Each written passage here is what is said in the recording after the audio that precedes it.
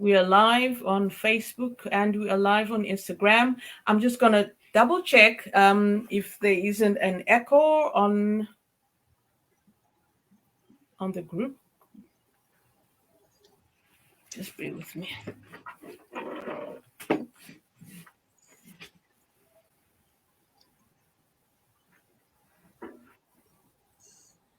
I'm just checking if there's no echo on the live stream. I'm just checking if there's no. Right. Okay. Hello, everyone. This is Sandy Chino Gray. I've got a guest today. Her name is Jeanette Burke, and Jeanette is she's a producer. She also is a three-time award winner for Jeanette Burke Show, and I think she's been speaking on world platforms for the past, I think, over 10 years now or 15 years.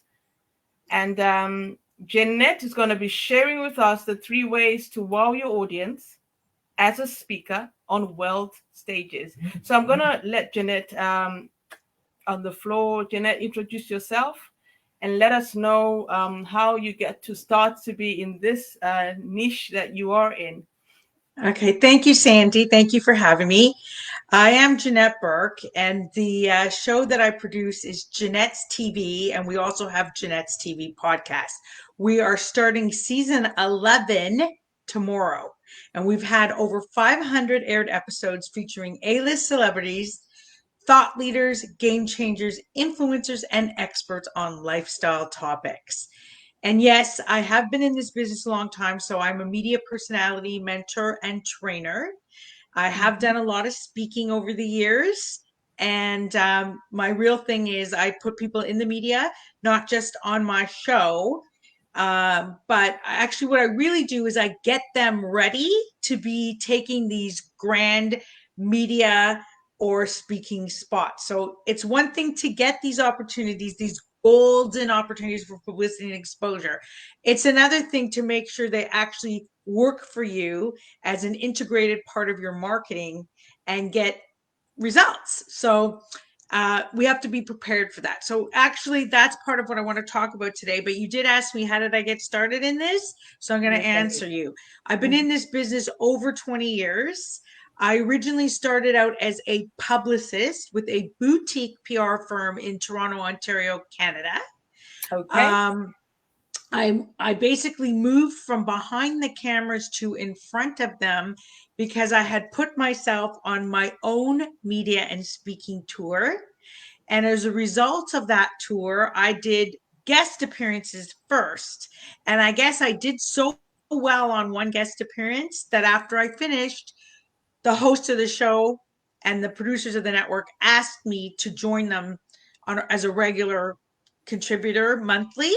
Wow. And then after that, the opportunity came for me to become a co-host where my segment was doubled. So I've been at this game a long time. As I said, I know the ins and outs from both in front of the camera and behind the camera. And Okay. I also know it for stage. So I've been on many speaking tours. I've spoken on many platforms in person as well as today. We can't ignore it. We have virtual presentations at industry events. Not everybody's back to not going to events in person. They're starting.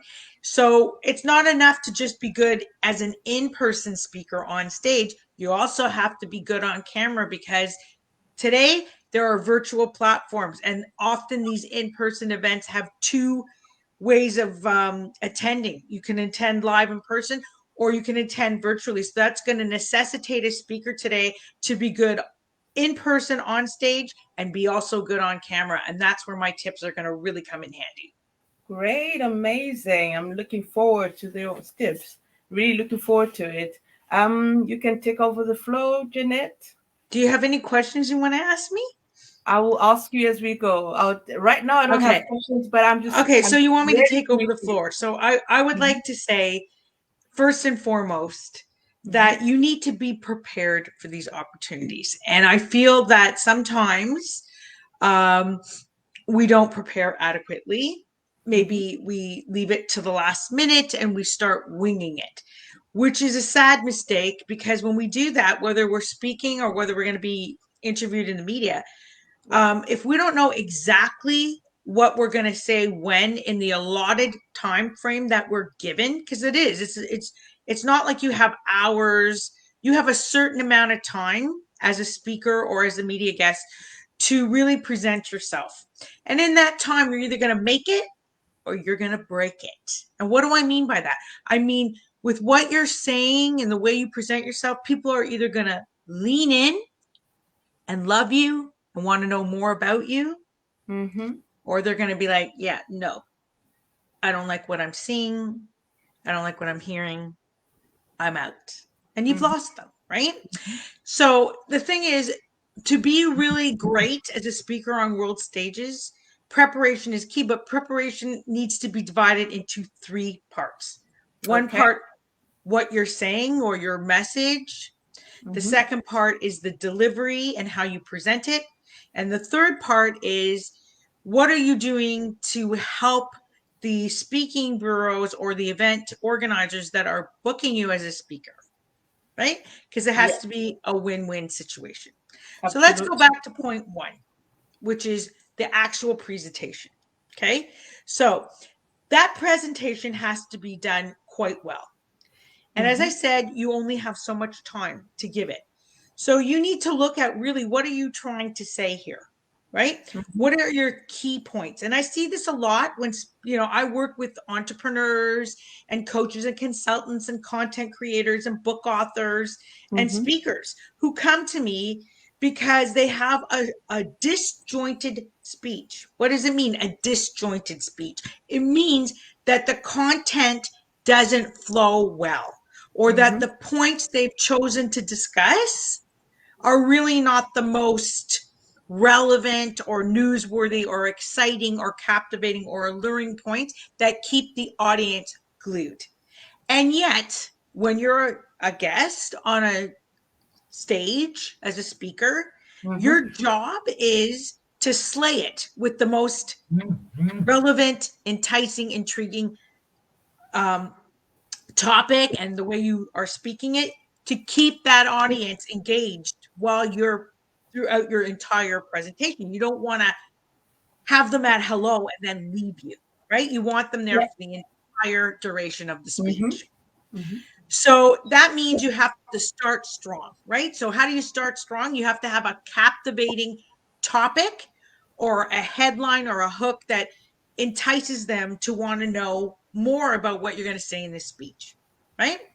And then you have to organize this speech in a way that it's easy to process, right? Because we don't want to be throwing all kinds of information at people they can't process, they tune out.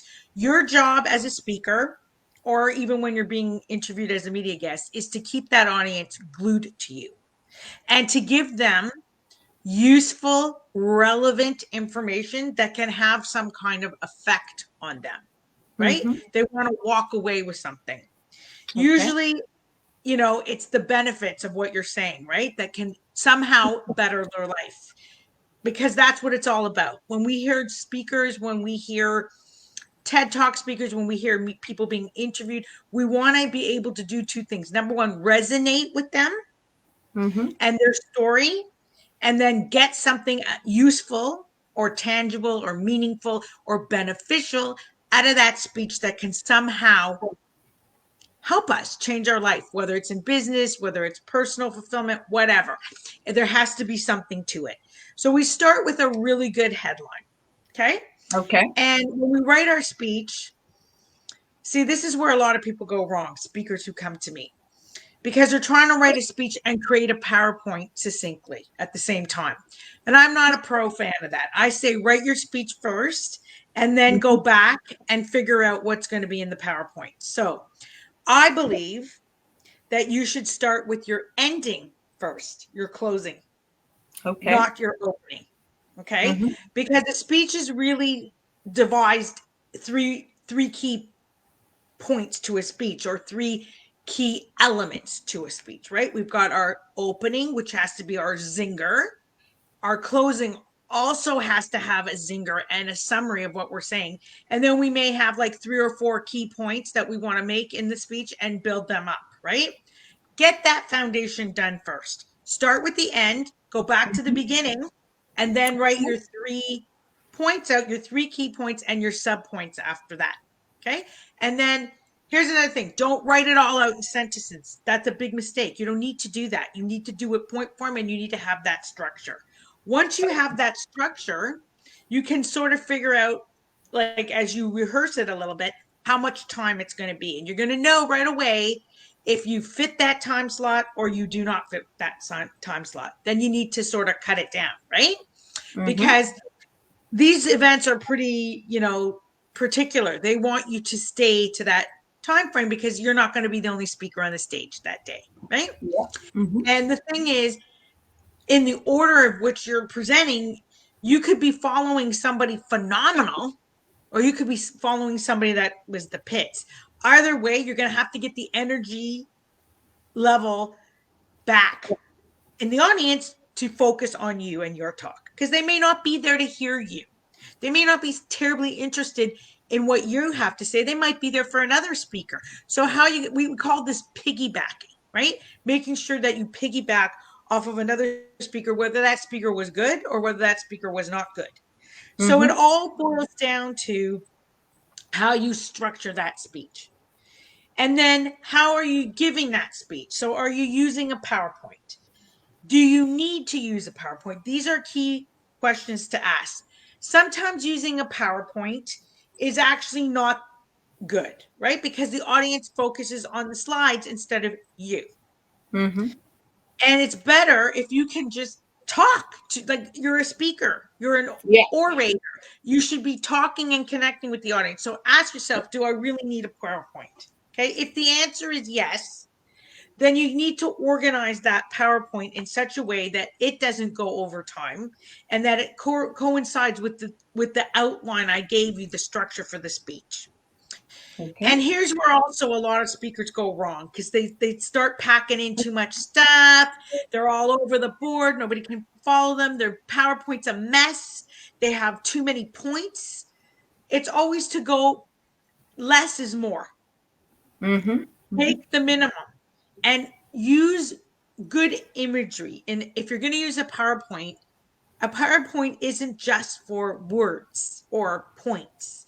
It's for imagery too, because you know why? A picture tells 1,000 words. So if people are looking at your PowerPoint and the imagery is good with points they can read, chances are they're going to be much more engaged and much more interested, and you're not going to lose them, right? So when speakers come to me to get ready to go on a stage, often what I do is I rip their entire speech apart. They give it to me, I rip it apart with them, not alone, because they have to learn, right? And I reorganize their entire speech. And I ask them, why is this here? What's this? What does this really mean? And we take out all the fat. We trim the fat. We focus greatly on the actual speech, and then we create the PowerPoint together so it all flows really nicely. Oh. And you need to allow yourself that preparatory time to get it done. Like, this is not going to happen the night before. If you know you're going to have a speaking gig and it's a week or 2 weeks away, get busy, get that outline together now, and leave time for those PowerPoints to be created. Because if you're not creating them yourself, let's say you're using a virtual assistant or somebody else to create those PowerPoints, you need time to give them the right stuff that you want. You need also to provide the right imagery, and then they're going to send it back to you for review. So that this is not a night before type of thing, right? And it's not a wing it type of a thing, because the speakers that do the best are the ones that plan properly, or the ones that come and consult somebody like me to get them organized and to get the most relevant points and cut the fat out of the actual content, to keep it on par, engaging, and flowing, and to make your message really impactful. Okay. So that's the message part, right? Now, the message alone, that does not make for a speech. Message is a big part of it, All right. but so is delivery. So is delivery. So it's not enough to have a good message in your speech. That's not enough. That's not going to lead to conversion. You need to also look at how are you delivering the speech. That's right. Yeah. And so in that regard, you got to look at your presentation and performance skills. Are you an engaging speaker or are you a dull speaker? Do you need to work on some things? So for example, you see, when the audience sees you, they're making an impression about you before you even start to give your speech, or before the words are coming out. They're already deciding, they're already making impression about you just by the way you look, the way you show up, the way you stand, the way you conduct yourself. And that's why it's very important to first and foremost look the part of what you say you are or who you say you are. Yeah. That means dressing appropriately. That means having your hair done and your makeup done appropriately, so you stand out as the expert that you're claiming to be, and you're not giving a disconnect, right? Because if you're saying I'm this and you're showing up as something totally different, like somebody who just rolled out of bed, that's a disconnect. And right away, that tunes people out. Yeah. So then you got to look at some other things, like how are you giving this speech? Is it dry? Is it boring? How are you storytelling? So you're making your points, but how are you articulating these points? Where are you bringing in statistics or case studies or humor if it's appropriate? Where are you interjecting that throughout the speech? And again, this is something I work with speakers to do. Where are you hitting those points? Where are you bringing that stuff in so that you're not just rambling a speech? Yeah. You're making it more engaging, more interesting, more story. So I call this tell to sell. All right. Right? All right. Tell to sell, because you got to tell a story. And you got to give a good speech, and it can't be a bunch of infomercial stuff because nobody wants that. Nobody wants to be sold. But if you're Yeah. telling right, then you're going to help your conversion ratio. So you're really telling to sell. So we look at that. Another thing is, after we look at your appearance and how you're dressing and are you showing up the way you say you are, what is your level of performance, right? Where is your presentation performance? Now, one thing I do differently than other speaking coaches, I do not believe in making you something you're not. So like changing your whole being or speaking style to fit some slick.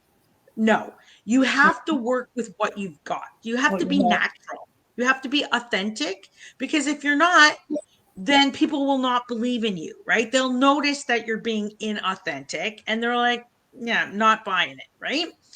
So it's very important that you stay within your natural style. Now, some of us have larger than life personalities and some of us don't. So we need to cultivate different aspects of the following, right? How is your eye contact? How is your body language? Body language is very important because we don't realize what our body language actually is saying about us.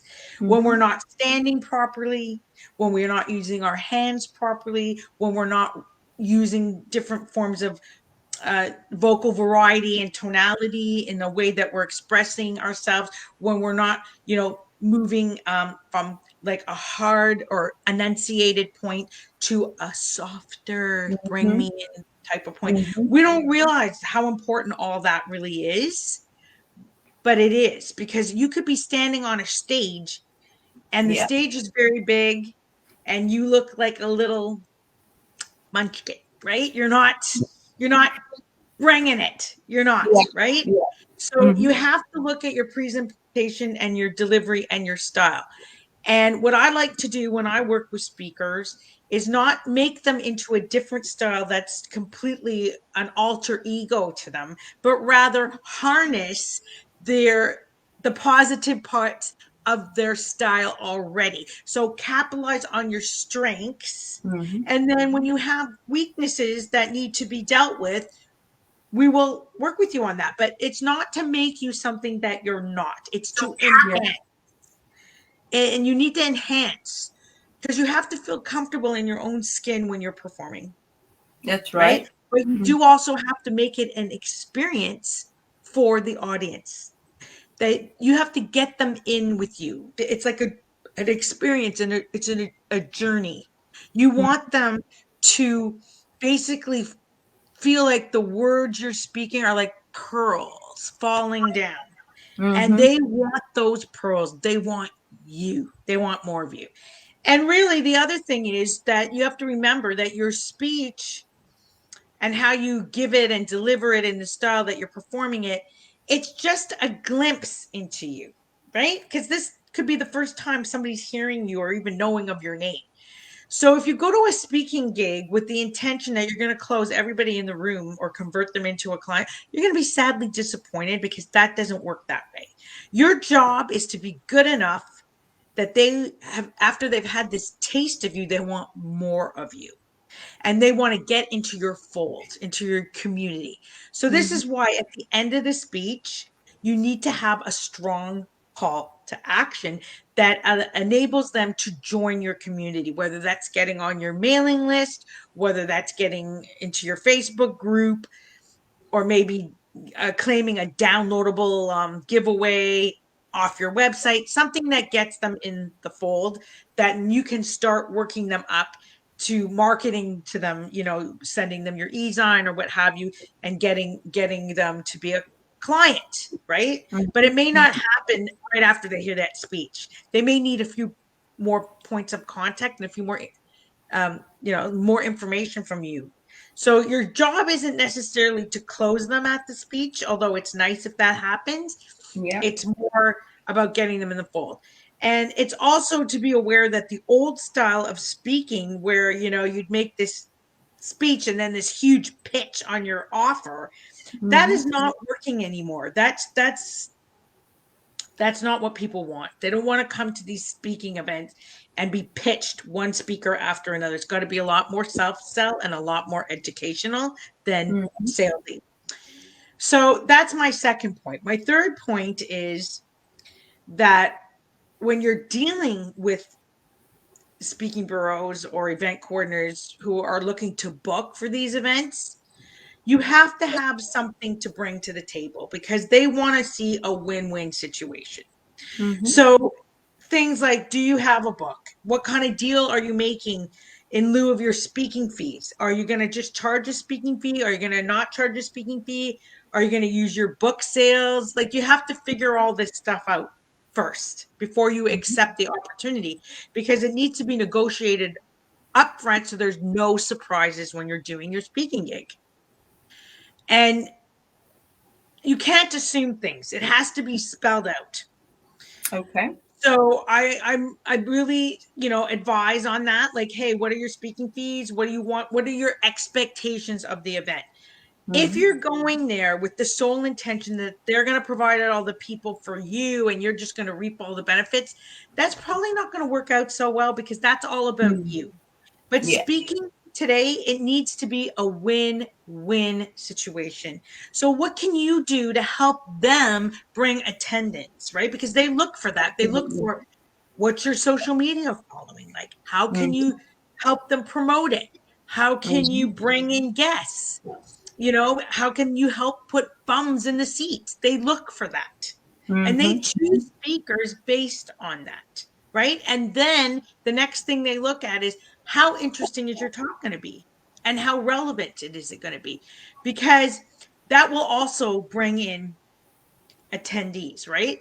So if Mm-hmm. you have a talk that's newsworthy and captivating and relevant, and we know it is because let's face it, if you hear people talking about it, or if you're in chat rooms online or whatever, and you see people writing and talking about it or asking questions about it, a particular topic, you Mm-hmm. know that it's on people's minds, right? So you know Absolutely. Yeah. already that you're going to be interesting, Mm-hmm.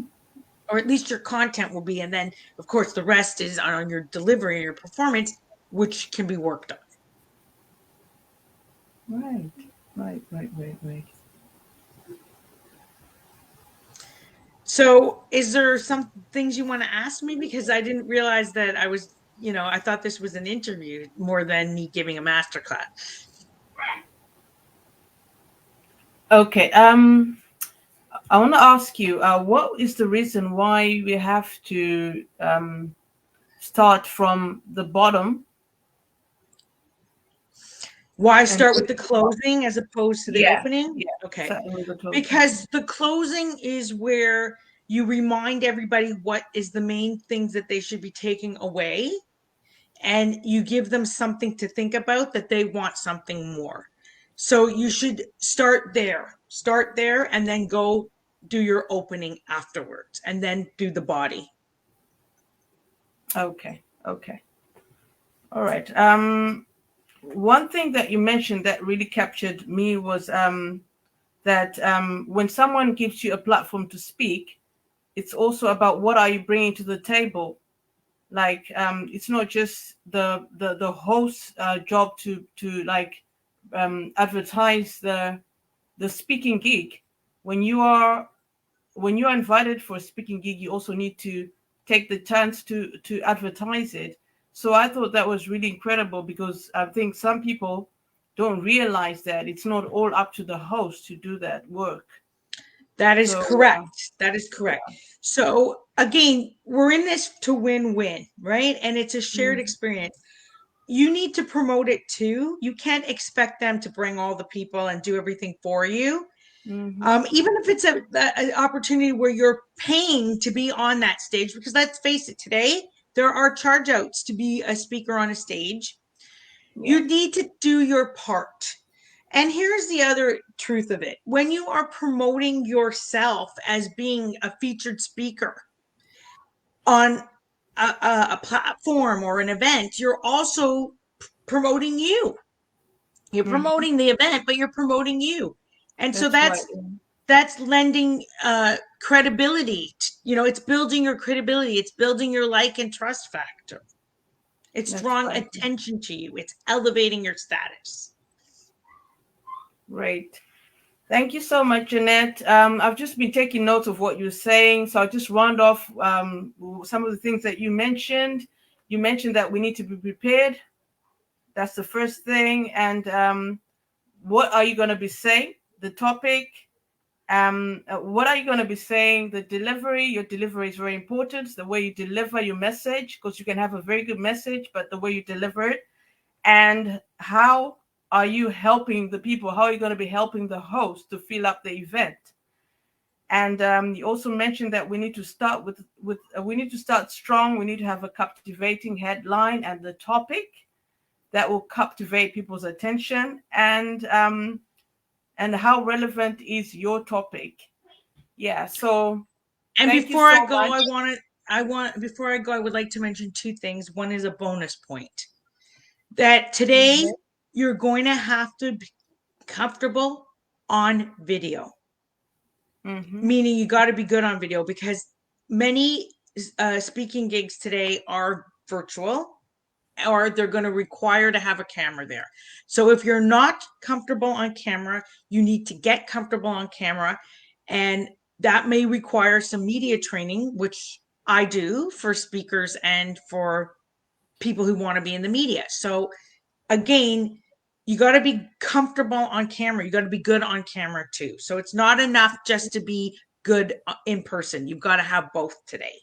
That's And the right. last thing I wanted to say before I go is that I'd like to share my website so you can find out more about me and how you might want to work with me. So my Mhm. website is www.Janette, like it's spelled here, JANETTE, www.JanetteBurke, BURKE.com.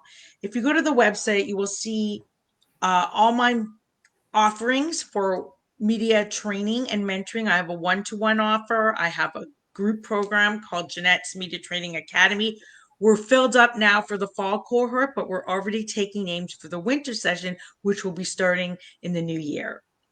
And you have the option to work with me one-to-one. That's one-to-one media mentoring. You can also become a sponsor of Jeanette's TV and Jeanette's TV podcast. That's another offer we have called Sponsor Spotlight Package. And, you know, if any of this is of interest to you, or you're a speaker that wants to really shine on stage, I'd love to work with you. I'd love to help you. And you can go also, while you're on the website, to under Book Jeanette, book a 15-minute complimentary discovery call with me. And we can talk about what's going on for you in your speaking career and what might be missing. And as a special gift for your audience today, I also have one other thing while you're on my site, and that's sign up for Jeanette's Media Mentoring and Training e-zine, and you'll get a free download, which is called Do's and Don'ts of Being on Camera and Stage. So that's a free gift. You just sign up and you'll get it sent right to you. And there's some do's and don'ts tips in there to help you get started on being on camera and in stage and embarking on your media speaking journey. Awesome. Awesome. And where can people find you on social media, Jeanette? Well, you can find me everywhere. I'm on Facebook, LinkedIn, Twitter, Pinterest, YouTube. And again, all these links, I'm on Clubhouse. I'm on like literally everywhere. If you go to my website, you will see all the links for all my social media platforms, and you can join me there. It's usually Jeanette Burke is the handle. Usually, some of them are a little different, but they're all there. You can join me everywhere. Awesome. Thank you so much, Jeanette. It's been really helpful. I'm going to go through this video again and take in some of the things that you've been sharing with us. It's been really helpful to myself and helpful to our audience. So for any of you guys who want to connect with Jeanette, follow her on her social media platforms, go on her website and connect, book an appointment with her and see what you can learn from Jeanette. And thank you so much once again, Jeanette. It was lovely. Thank you, Sandy. Thank you for having me. Thank you so much. Take care. You too. Bye.